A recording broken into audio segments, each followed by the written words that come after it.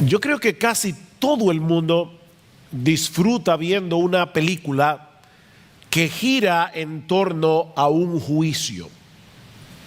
Nos encanta ver a los abogados y a la fiscalía debatir en una corte, sobre todo cuando la persona que está en el estrado está mintiendo y su falsedad queda expuesta a través de una serie de preguntas hábilmente diseñadas para llevarlo a contradecirse en su propio testimonio. Y yo no sé ustedes, pero a mí me encantan esas escenas. Bueno, esto es básicamente lo que nosotros tenemos en el pasaje que vamos a estudiar en la mañana de hoy al reasumir nuestra serie de exposiciones en la carta del apóstol Pablo a los romanos. Pablo está actuando aquí como una especie de fiscal general para demostrar a los judíos a través de una serie de preguntas retóricas que ellos también necesitaban la salvación que el Evangelio ofrece. Si ustedes recuerdan, en el capítulo anterior de la carta, Romanos capítulo 1, Pablo había demostrado que los paganos estaban en problemas con la justicia de Dios porque habían desechado las evidencias que Él ha dejado de sí mismo en la creación. Aunque ellos no tengan Biblia en sus manos, el poder, la divinidad de Dios se aprecian con toda claridad a través de lo creado, dice Pablo, de manera que esos paganos que no conocen la Biblia no tienen excusa.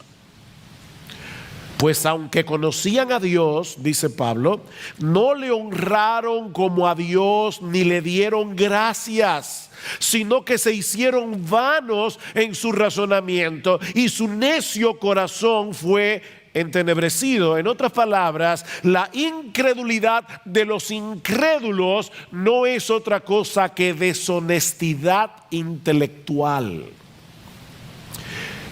Ellos se hacen el tonto.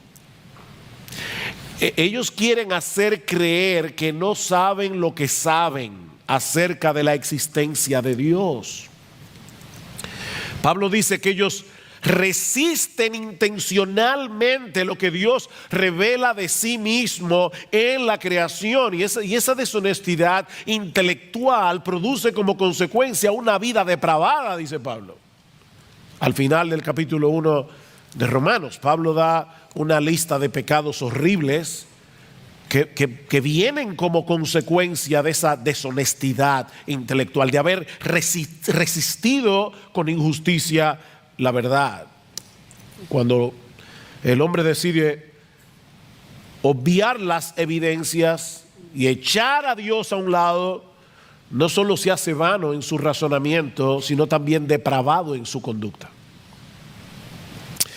Ahora, ¿qué de los moralistas y religiosos?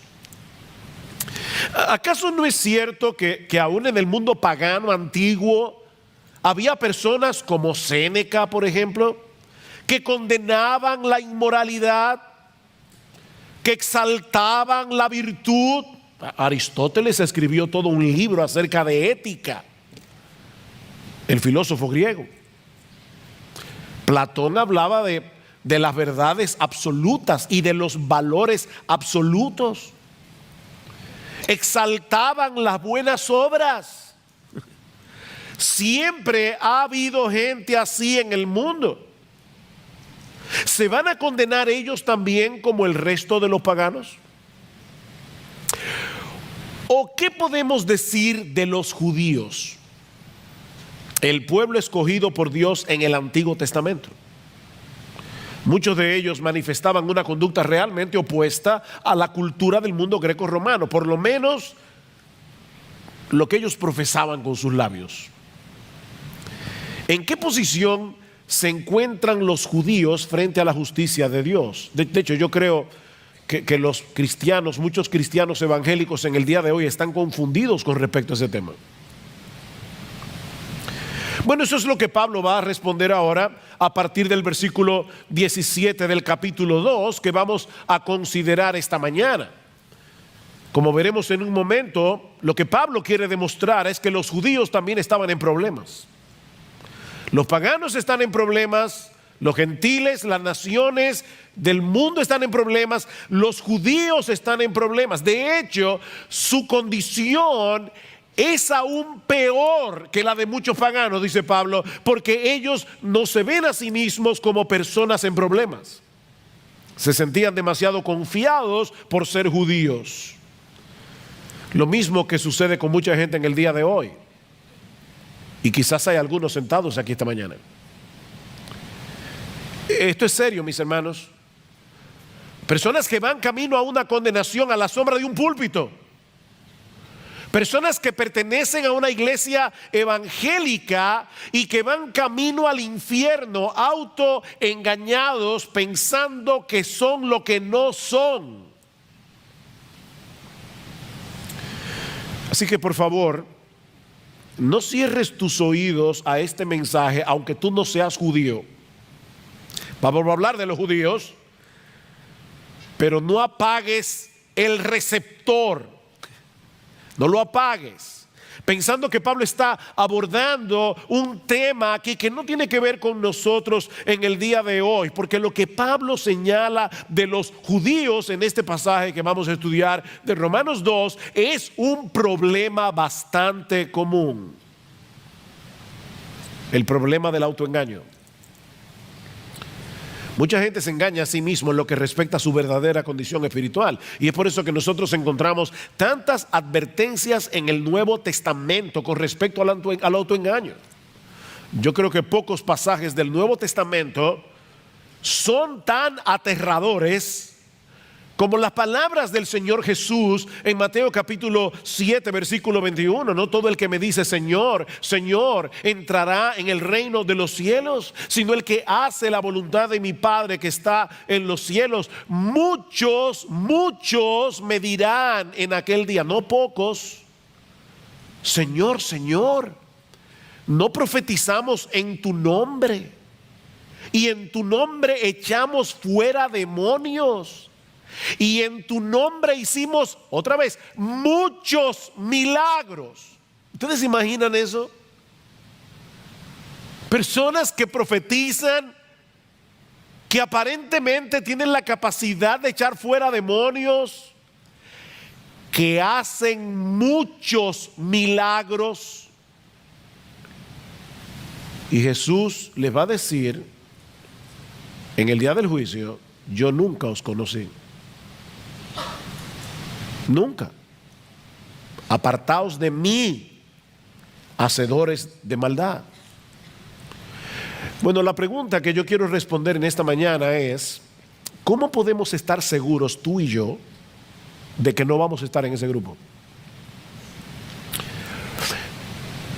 Sí, yo estoy predicando a los amigos que están de visita en el día de hoy, pero yo estoy predicándole a los miembros de Iglesia Bíblica del Señor Jesucristo. ¿Cómo podemos estar seguros tú y yo de que no vamos a estar en ese grupo? En ese grupo de personas que mueren con la convicción de que van a recibir un veredicto favorable en el tribunal de Dios para encontrarse con la triste realidad de que estaban engañados. Bueno, Pablo hace dos cosas en este pasaje para ayudarnos a responder esta pregunta tan importante. Primero, exponer la naturaleza del autoengaño y luego demoler el autoengaño. Exponer y demoler. Veamos en primer lugar cómo Pablo expone la naturaleza del autoengaño. Versículo 17. Pero si tú, que llevas el nombre de judío y te apoyas en la ley, que te glorías en Dios y que conoces su voluntad, que apruebas las cosas que son esenciales, siendo instruido por la ley, y te confías en que eres guía de los ciegos, luz de los que están en tinieblas, instructor de los necios, maestros de los faltos de madurez, que tienes en la ley la expresión misma del conocimiento y de la verdad. Wow. qué descripción del judío. Y no olviden que Pablo era judío. Hoy día hay un sentimiento antisemita en el mundo. No, este pasaje no es antisemita, porque Pablo era semita. Pablo era judío. Y él está enumerando aquí varios de los privilegios que poseían los judíos por el hecho de ser judíos. Y saben que cada uno de ellos era real. Hay personas que creen disfrutar de privilegios que en realidad no les pertenecen, como los políticos, por ejemplo, que creen que ellos, por el hecho de estar en el gobierno, están por encima de la ley. Ellos creen que tienen ese privilegio y por eso hacen lo que hacen. Pero ese no es el caso aquí. Los judíos realmente disfrutaban de todos esos privilegios que ellos decían tener. A través de los siglos, los judíos han tenido que vivir con un estigma difícil, muy difícil. Han sido rechazados a través de toda la historia. Pero en los días de Pablo, la situación era muy diferente. Era un orgullo ser judío, para el judío. De ahí el primer privilegio que Pablo señala en este pasaje, al referirse a este hombre imaginario con el que él está hablando, dice: pero tú que llevas el nombre de judío, y lo lleva como un honor, tú que llevas el nombre de judío.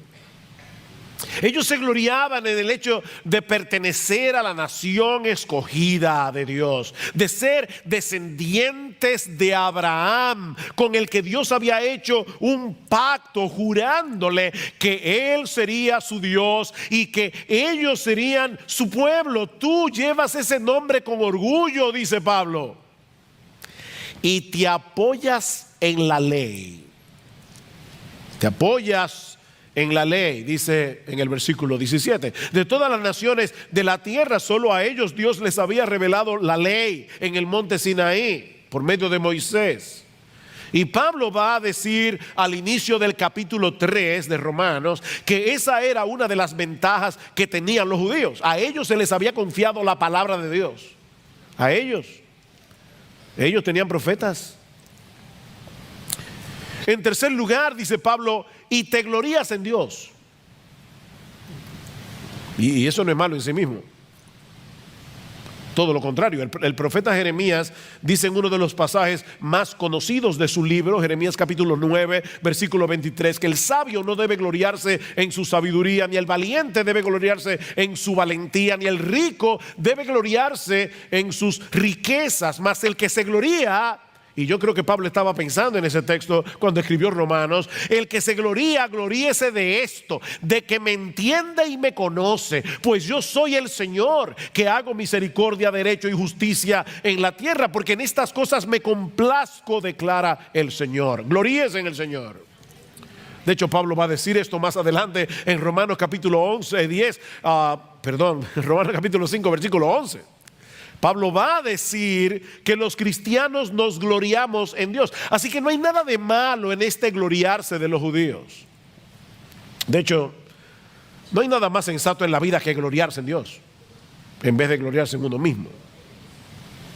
En cuarto lugar, Pablo dice en el versículo 18, y conoces su voluntad. Conoces su voluntad. Y me llama la atención que el texto dice literalmente, conoces la voluntad, refiriéndose obviamente a la voluntad de Dios. El mundo está sumido en un mar de relativismo, pero tú conoces la voluntad del que creó el mundo. Eso es un gran privilegio que tú y yo tenemos también. Nosotros conocemos la voluntad, no una voluntad, la voluntad. Nosotros conocemos la verdad de Dios revelada en su palabra. En quinto lugar, Pablo dice, y apruebas las cosas que son esenciales siendo instruidos por la ley, o como se puede traducir también, apruebas las mejores cosas. Precisamente por tener el privilegio de ser instruido por la ley de Dios, el judío podía escoger aquellas cosas que en verdad tenían valor. Él podía ver las cosas tal cual eran en verdad. Y por todas esas razones, y en sexto lugar, Pablo dice que el judío se veía a sí mismo como alguien competente para enseñar la verdad a otros. En medio de este mundo entenebrecido, ellos eran el faro de Dios para la humanidad. Versículo 19, y te confías en que eres guía de los ciegos, luz de los que están en tinieblas, hablando de los gentiles, instructor de los necios, maestros de los faltos de madurez, tal vez para hablar de los prosélitos que se hacían judíos siendo gentiles, que tienes en la ley la expresión misma del conocimiento y de la verdad. Los judíos tenían una gran ventaja sobre las naciones gentiles que no habían recibido la luz de la revelación divina. Ellos tenían muchos privilegios. ¿Cuál era entonces su problema? Que por el mero hecho de tener esos privilegios, ellos pensaban que estaban exentos del juicio y de la ira de Dios. No. Nosotros somos el pueblo escogido. Ellos veían sus privilegios como una especie de refugio que los iba a librar del desastre cuando tuvieran que enfrentarse delante del tribunal de Dios. Recuerden, mis hermanos, porque hace ya unos domingos que detuvimos la serie de Romanos, que esta porción de la carta, en esta porción Romanos 1:18 a Romanos capítulo 3 versículo 20, Pablo está tratando de demostrar que la necesidad del evangelio es universal. Todo el mundo necesita el evangelio, no importa de qué raza, de qué nación. Es como si Pablo hubiese dejado en suspenso lo que él dice en Romanos capítulo 1 versículos 16 y 17. El evangelio, no me avergüenzo del evangelio porque es poder de Dios para salvación al judío primeramente y también al griego, porque en el evangelio la justicia de Dios se revela por fe y para fe, como está escrito, el justo por la fe vivirá. Pablo ha declarado eso en Romanos 1, 16 y 17. Y ahora deja esa declaración en suspenso para volverla a tomar en Romanos capítulo 3 versículo 21. Noten que Pablo comienza ese texto diciendo: pero ahora, aparte de la ley, la justicia de Dios, recuerden, la justicia de Dios se revela en el evangelio, la justicia de Dios ha sido manifestada, atestiguada por la ley y por los profetas. ¿De qué justicia está hablando Pablo aquí? Él dice, es decir, te lo explica él mismo, la justicia de Dios por medio de la fe en Jesucristo para todos los que creen, porque no hay distinción, por cuanto todos pecaron y no alcanzaron la gloria de Dios. Romanos 1, 16 y 17, el evangelio revela la justicia de Dios. Romanos 3, 21, Pablo retoma el tema. Así que Romanos 1, 18 a Romanos capítulo 3 versículo 20 es como el jamón del sándwich, donde Pablo quiere mostrar por qué todos necesitamos ese evangelio, judíos y gentiles. Judíos y gentiles. Todos tenemos problemas con la justicia de Dios, incluyendo a los judíos a pesar de sus privilegios. Mi amigo, déjame decirte algo, y cuando digo mi amigo, yo sé que muchas veces cuando yo uso la palabra mi amigo, los hermanos dicen, no, eso no es para mí, es para los invitados. No, mi amigo es a ti también, hermano, miembro de Iglesia Bíblica del Señor Jesucristo. Déjame decirte algo, no descanses en privilegios si los tienes, privilegios espirituales, porque ninguno de ellos te librará en el día del juicio. Nadie será salvo por haber crecido en un hogar cristiano. Nadie será salvo por haber asistido durante años a una iglesia en la que se predica fielmente la palabra de Dios. Nadie será salvo por el hecho de tener buena doctrina, porque nadie se salva por su teología. Nadie va a llegar al cielo por causa de su confesión de fe. Señor, tú sabes que yo tenía la confesión de fe de Londres de 1689. Yo creí en la sana doctrina. Olvídate de eso. Y yo me bauticé en Iglesia Bíblica del Señor Jesucristo. Olvídate de eso. Olvídate de eso. Olvida tus privilegios Y mucho menos confíes en tu, digo, si es que tú crees que es un privilegio ser miembro de esta iglesia. Y mucho menos confíes en tu conducta moral. O que fuiste bautizado en cualquier iglesia, no importa la denominación que sea. Mira, ni siquiera confíes en tu esfuerzo por obedecer la ley de Dios. Porque nunca ha habido nadie, aparte del Señor Jesucristo, que haya podido cumplir esa ley perfectamente.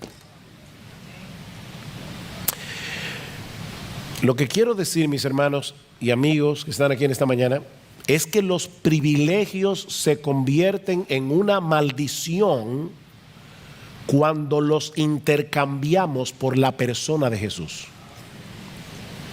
Ese es el problema. Y déjenme decirles que aún los cristianos verdaderos pueden caer fácilmente en esa trampa. ¿Saben que cuando nosotros nos convertimos al Señor Jesucristo, se instala en nuestro corazón el software de la gracia, el sistema operativo de la gracia, en el momento de nuestra conversión? Pero como el pecado todavía mora en nosotros, el sistema operativo de las obras es como un virus cibernético que está tratando de dañar el sistema operativo de la gracia. Así que todo el tiempo tenemos que estar luchando con el católico romano que tenemos en el corazón. Tú y yo somos fariseos en recuperación. Tenemos que luchar con ese problema y fácilmente podemos caer en la trampa de lo que alguien ha llamado el moralismo cristiano. Moralismo cristiano. Mira, cada vez que tú te jactas de algo que hayas hecho, cada vez que presupones que te has ganado el favor de Dios por tu obediencia, has caído en la trampa del moralismo cristiano. Mi hermano, nunca olvides que aparte de Cristo no merecemos ninguna otra cosa que la condenación, y que aparte de su gracia no podemos hacer absolutamente nada que de verdad sea agradable en la presencia de Dios. No hay nada de qué gloriarse. El que se gloría, que se gloríe en el Señor. El problema del judío, como dice Pablo, y yo lo dejé en suspenso, pero ahora quiero retomarlo otra vez, cuando Pablo dice: y te apoyas en la ley, ven, dependes de la ley, descansas en el hecho de que tienes la ley, en que estás tratando de obedecer la ley. No, mis amados hermanos, Jesucristo es el todo de la vida cristiana. Él es el principio y el fin. Los privilegios son privilegios, las bendiciones son bendiciones, siempre que no sustituyan a Jesús. Porque ni los privilegios ni las bendiciones en sí mismas pueden salvar a nadie ni transformar a nadie. Solo Cristo puede hacer eso, y Él lo hace por medio de la fe. Es decir, cuando transferimos la confianza que todos nosotros tenemos en nosotros mismos, se la transferimos a Él. Y ahora confiamos en Él, no en nosotros mismos.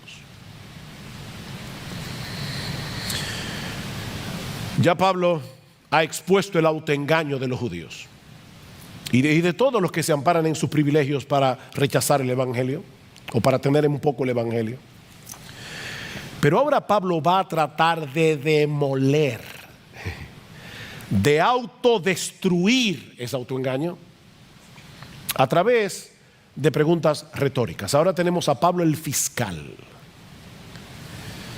el autoengaño demolido. Hace unos domingos atrás consideramos en dos mensajes los primeros 16 versículos del capítulo 2 que anteceden al pasaje que estamos estudiando hoy. Y una de las enseñanzas que nosotros extrajimos de ese pasaje es que, si bien es cierto que la salvación es por la fe y no por obras, recuerden, mis hermanos, que lo que será juzgado en el día del juicio son las obras que evidencian la realidad de la fe. ¿Recuerdan eso? Versículo 5, Pablo dice: mas por causa de tu terquedad, está hablando allí de los moralistas, y de tu corazón no arrepentido, estás acumulando ira para ti en el día de la ira y de la revelación del justo juicio de Dios, el cual pagará a cada uno conforme a sus obras. La salvación es por la fe, el juicio es por las obras. Déjeme aclarar eso por si acaso alguien se olvidó ya de lo que predicamos hace varios domingos. Por ejemplo, definitivamente nadie se va a salvar por obedecer los mandamientos. Eso lo sabemos todos.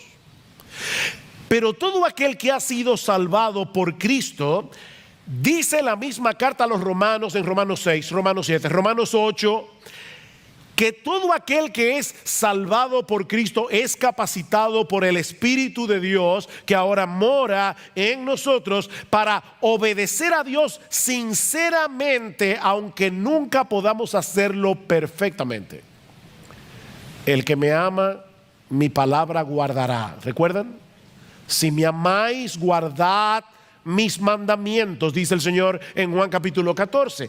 Esa obediencia movida por la gratitud, no por un deseo servil y temor de servil de que si yo no hago esto me va a partir un rayo. No.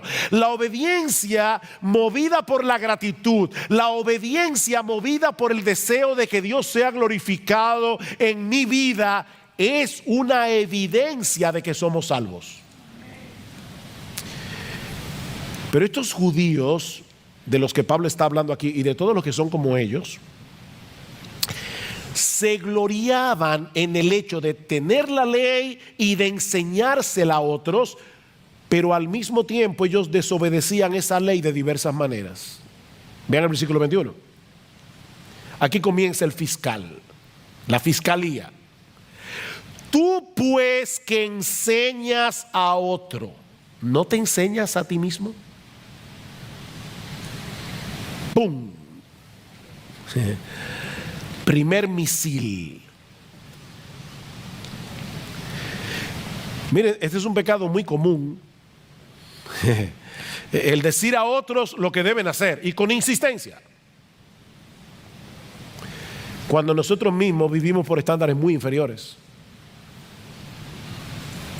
Eso fue lo que el Señor Jesucristo señaló de los escribas y fariseos en su famoso discurso de Mateo 23. ¿Recuerdan lo que les dice el Señor? En la cátedra de Moisés se sientan los escribas y los fariseos. Así que todo lo que os digan que guardéis, guardadlo y hacedlo. Ellos enseñan la sana doctrina. Son ortodoxos en su enseñanza. Mas no hagáis conforme a sus obras, porque dicen y no hacen. Porque atan cargas pesadas y difíciles de llevar y las ponen sobre los hombros de los hombres, pero ellos ni con un dedo quieren moverlas. ¿Ven el problema? En otras palabras, ellos enseñan la doctrina correcta, pero son unos hipócritas, porque no ponen en práctica las mismas cosas que ellos le dicen a otros que deben hacer. Hoy es el Día de los Padres.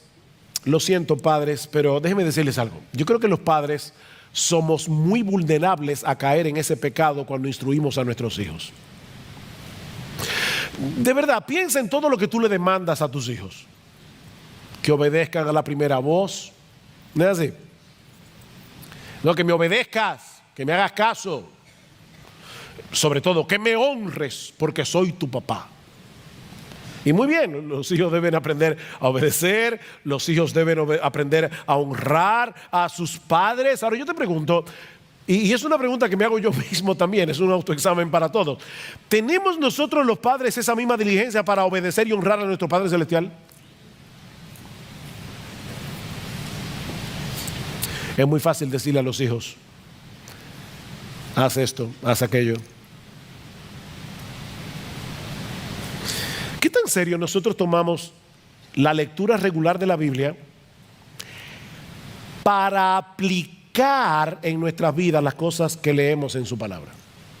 O sea, hay dos preguntas aquí. ¿Qué tan en serio tú tomas la lectura regular de la Biblia? Porque eso es escuchar a tu padre. Tú le dices a tus hijos, tú no le dices a tus hijos, oye, que me oigas. A veces tú le estás hablando a tus hijos y ellos están con un celular. ¿Ha pasado eso? Y tú le dices, no, apaga el celular y escúchame. Yo a veces me imagino a Dios diciendo lo mismo, que apague el celular ese y que me escuche. Y Él habla a través de su palabra. Entonces nosotros le decimos a nuestros hijos, escúchame, y Dios te dice, sí, escúchame. que yo soy tu padre. Escúchame. Y no me escuches simplemente para decir que hiciste el devocional. Escúchame para hacer lo que leíste. Escúchame. Dice Martin Lloyd-Jones, hablando de este problema: cuando lees tu Biblia día tras día, ¿te aplicas su verdad a ti mismo? ¿Qué pretendes cuando lees la Biblia? ¿Solo tener conocimiento de ella para después mostrar a los demás lo mucho que sabes y para tener argumentos para discutir? ¿O realmente quieres aplicar su verdad a ti mismo? Y ahora dice Martin Lloyd-Jones: mientras leas, háblate a ti mismo y dile a tu alma: esto es para mí. Permite que la escritura te examine. Si no lo haces, puede ser muy peligroso. Me llamó la atención esto último que dice Lloyd-Jones: en un sentido, mientras más conoces de la Biblia, más peligro corres si no te la aplicas a ti mismo. ¿Se dan cuenta que ese problema no era solo de los judíos? Antes de que intentemos aplicar la Biblia a otros, debemos comenzar con nosotros mismos.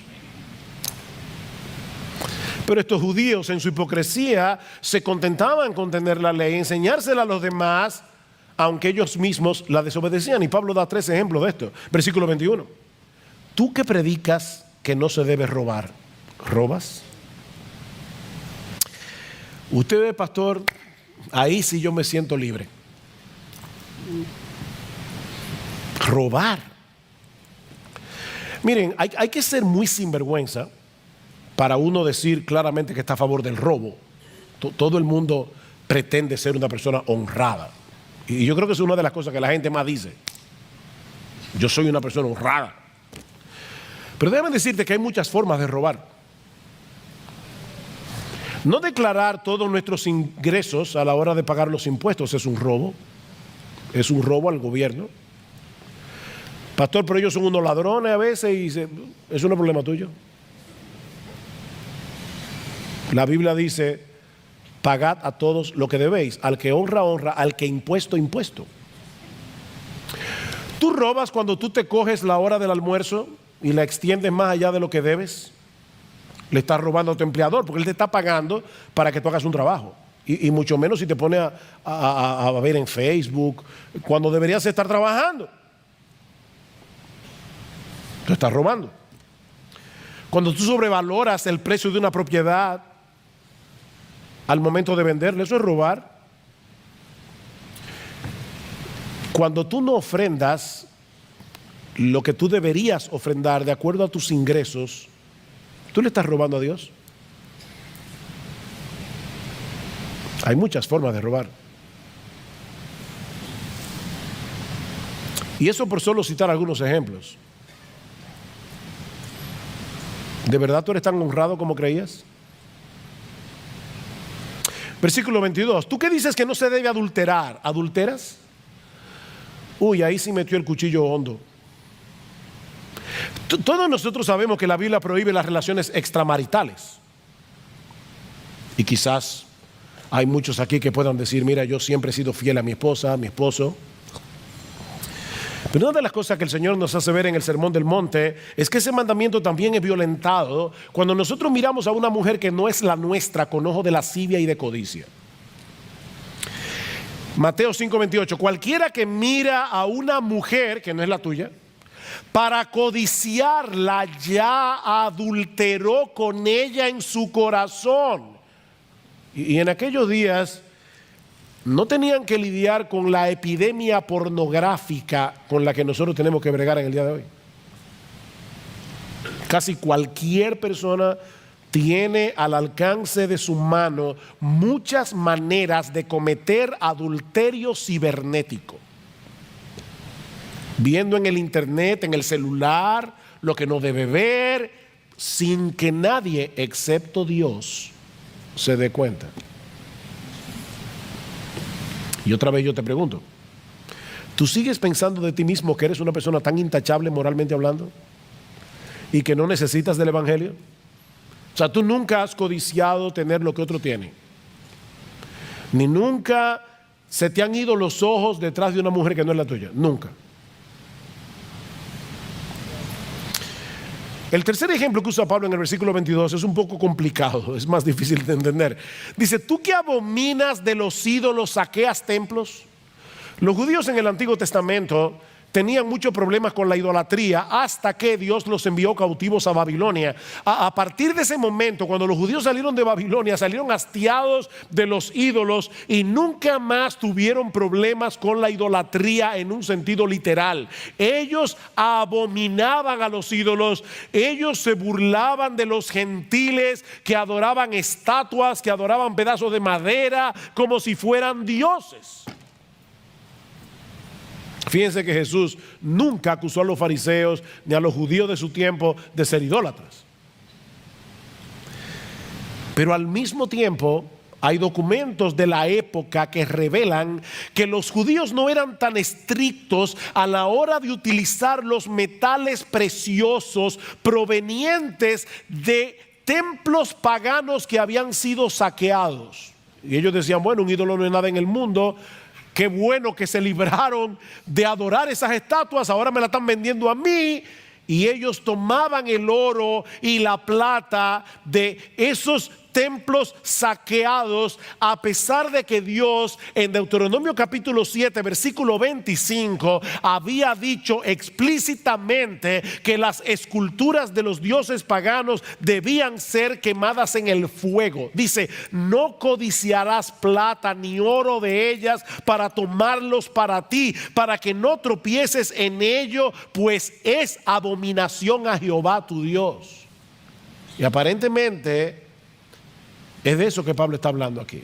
Digo aparentemente, yo no quiero ser dogmático, pero es la interpretación que más parece tener sentido. El punto es, mis hermanos, que de una forma o de otra, estos judíos de los que Pablo está hablando en este pasaje se gloriaban de tener en sus manos la ley de Dios, de ser circuncidados, como veremos la semana que viene, de todos los privilegios que tenían por el hecho de ser el pueblo al que Dios había revelado su voluntad, pero no obedecían. Eran oidores olvidadizos. Mis hermanos, ¿de qué sirve tener la cabeza llena de conocimiento? ¿De qué sirve leer un montón de libros? ¿De qué sirve tener la cabeza llena de teología cuando no demostramos con nuestros hechos que realmente amamos a Dios y deseamos obedecer su palabra? Dice Pablo: tú que te jactas de la ley, versículo 23, violando la ley deshonras a Dios. ¿Se dan cuenta? Cuando violamos la ley de Dios, estamos deshonrando al Dios de la ley. Por eso, cuando amamos la ley de Dios, estamos amando al Dios de la ley. Oh, cuánto amo yo tu ley. Fíjense que el salmista no dice cuánto amo yo la ley. Él no era un legalista. Es cuánto amo yo tu ley. Porque es tu ley, porque salió de tu corazón, porque revela lo que tú quieres para mí. Yo amo tu ley. Dice Pablo en Romanos capítulo 7: yo me deleito en el hombre interior, en la ley de Dios. Yo me deleito en la ley de Dios. La ley es un deleite para mí. Es la voluntad de mi Padre que está en los cielos.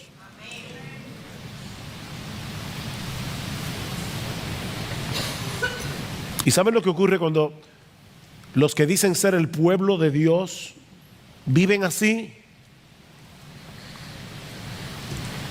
Que hacen que el mundo juzgue mal a Dios por su culpa. Dice el versículo 24: porque el nombre de Dios es blasfemado entre los gentiles por causa de vosotros, tal como está escrito. Pablo está mezclando aquí Isaías 52 capítulo 5 con Ezequiel capítulo 36 versículo 20 al 23, y está uniendo esos dos textos para mostrar probablemente que este patrón de hipocresía no era nuevo en el pueblo de Israel. Mientras se gloriaban en ser el pueblo escogido por Dios, separados para Dios, vivían de tal manera que las naciones gentiles terminaban pisoteando el nombre de Dios que ellos invocaban por culpa de ellos. Y una vez más, mis amados hermanos, este es un pecado muy serio del que los evangélicos no están exentos.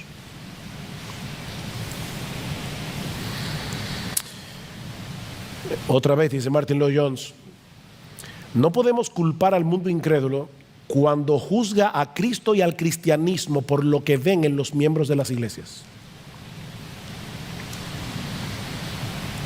Después de todo, así como piensan los incrédulos, después de todo, ¿de qué sirve un Cristo que no transforma a nadie?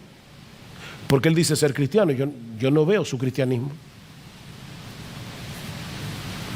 en su conducta, en sus decisiones, en sus valores, cómo se visten. Déjame hacerte una pregunta.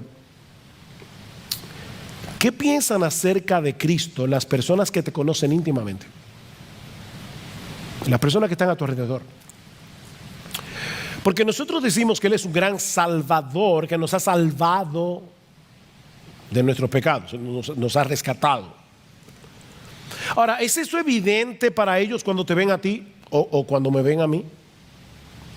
No porque vivamos una vida perfecta, sino porque vivimos una vida coherente. No es de perfección que estamos hablando aquí, es de coherencia. Es de coherencia. Aquel que ha sido salvado del pecado al precio de la muerte de su Salvador debería demostrarlo delante de todos, tomando en serio el pecado, aun cuando peca. Porque los creyentes pecan. Y yo no sé si tú lo sabías. Pero el creyente toma el pecado en serio. Hasta cuando peca, el creyente debe ser reconocido porque es un hombre, es una mujer que vive una vida de arrepentimiento todo el tiempo y que sabe pedir perdón cuando se da cuenta de que su conducta pecaminosa ha afectado a alguien. Es una persona que se arrepiente delante de Dios y delante de los hombres. Toma el pecado en serio.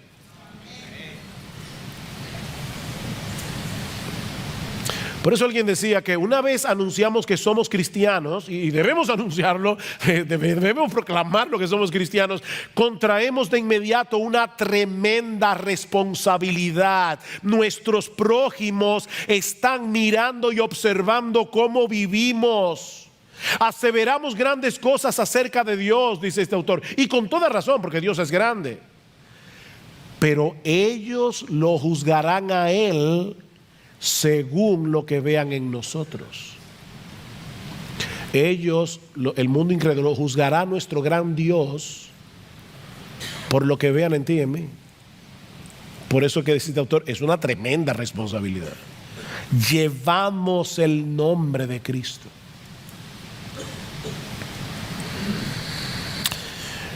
Ahora, yo me preguntaba cuando leí este pasaje esta semana y preparándome para predicar, decía, ¿y a dónde es que quiere llevarnos Pablo con este proceso de argumentación? Bueno, yo creo que una de las cosas a la que Pablo quiere llevarnos es a mostrarnos que los privilegios en sí mismos no nos servirán de nada cuando tengamos que presentarnos en el tribunal de Dios. De hecho, estrictamente hablando, esos privilegios que disfrutaban los judíos y que nosotros disfrutamos aún más, los colocaban en una condición más peligrosa que la de los gentiles, porque su conocimiento de la voluntad de Dios era muy superior. ¿Recuerdan las palabras de Jesús en Lucas capítulo 12, versículo 48? Él dice, a todo aquel a quien se haya dado mucho, mucho se le demandará. Y al que mucho se le haya confiado, más se le pedirá.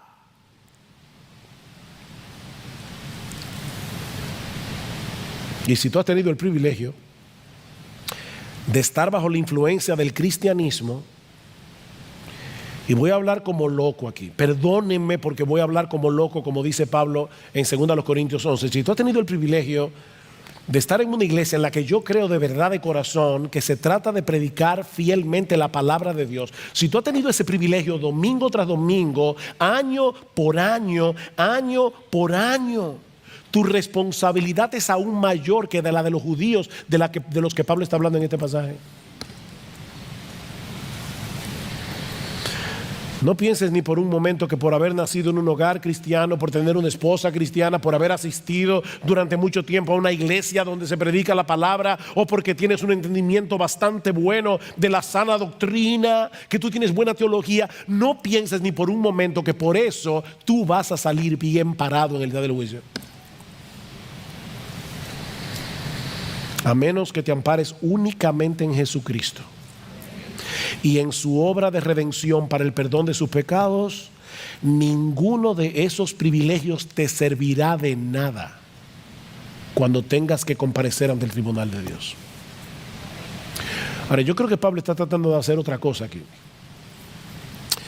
Pablo está tratando de librarnos, porque recuerden que esta es una carta que se escribió a cristianos de Roma en el primer siglo. Yo creo que Pablo también está tratando de librarnos para que no cometamos el error de confiar en nuestra profesión de fe en Jesucristo si somos una contradicción andante de esa fe que profesamos. Yo voy a repetir eso otra vez. Yo creo que Pablo también nos está librando de cometer el error de confiar en nuestra profesión de fe en Jesucristo si nosotros somos una contradicción andante de esa fe que profesamos. Muéstrame tu fe por tus obras, dice Santiago, y yo te mostraré mi fe por mis obras. Muéstrame tu fe sin tus obras, es lo que dice. Muéstrame tu fe sin obras. Yo creo. ¿Y dónde están las obras? Bueno, yo te voy a mostrar mi fe por mis obras. Porque dice Santiago más adelante que una fe sin obras es una fe muerta. Y una fe muerta deja sumido en su mortandad al que la tiene. No te da vida. La fe muerta no da vida. ¿Y cuál es la fe muerta? La que no produce obras. Mira, la Biblia enseña claramente que somos justificados delante de Dios por medio de la fe sola. Y esa palabra es importante. Fue esa palabra lo que hizo la diferencia en el siglo XVII, en la Reforma XVI, en la Reforma Protestante. Somos justificados por medio de la fe sola. La Iglesia Católica Romana cree que somos justificados por la fe, pero no por la fe sola, sino por la fe más las obras, más los sacramentos. No, nosotros creemos que somos justificados por la fe sola fe. Pero esa fe por la que somos justificados nunca se encuentra sola. Siempre viene acompañada de los frutos que demuestran la genuinidad de esa fe. Y ahora yo te hago esta pregunta. A la luz de lo que hemos aprendido hoy de este pasaje, tú puedes estar completamente seguro de que el día de que la muerte toque tu puerta, tú partirás de inmediato a la presencia de Dios. Y si tu respuesta es que sí, ¿en qué basas tu confianza? Porque si no es únicamente en Cristo y en su obra de redención, es mi deber advertirte en esta mañana que estás descansando en una confianza falsa. Solo Cristo salva. Solo Cristo salva. Y Él salva únicamente a aquellos que vienen a Él en arrepentimiento y fe. Voy a terminar de predicar ahora. Y cuando lo haga, por favor, no te levantes de tu asiento de inmediato. Antes, nuestra iglesia ha perdido esa costumbre. Cuando se toca el piano, no es para decir salgan corriendo. Es para que tranquilo allí, en tu asiento, no te pares. El mundo no se va a acabar en 2 minutos. Quédate tranquilo. Quédate en tu asiento. Y medita en oración en lo que has escuchado hoy.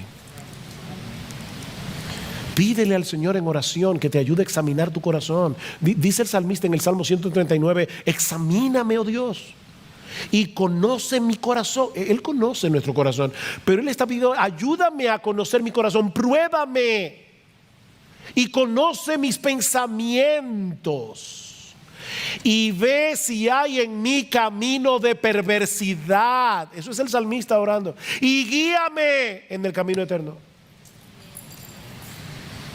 Oh, que el Señor bendiga su palabra hoy, dándonos la sensibilidad y la objetividad que necesitamos para escudriñar nuestro corazón.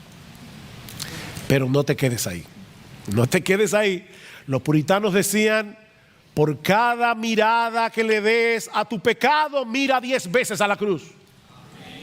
Una mirada al pecado, 10 veces mira a Jesús. Oh, mira a Cristo. Mira a Cristo, transfiérele a Él la confianza que tienes en ti mismo o en tu religión o en lo que sea que no sea en Él. Y el Señor te concederá el perdón de todos tus pecados y el don de la vida eterna, únicamente por gracia, únicamente por Cristo, únicamente por medio de la fe. Que el Señor nos ayude.